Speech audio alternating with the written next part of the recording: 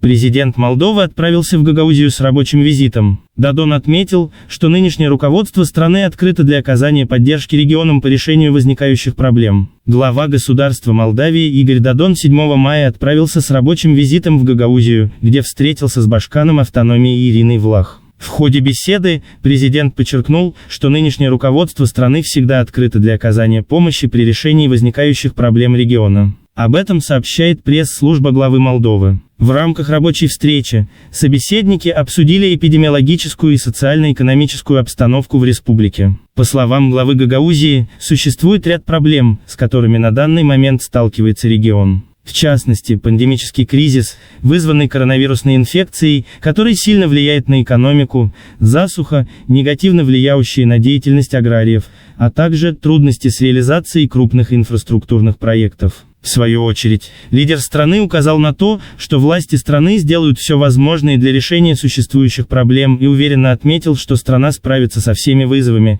с которыми приходится сталкиваться из-за пандемического кризиса. Кроме того, Додон рекомендовал реализовать инфраструктурные проекты для развития экономики Молдавии.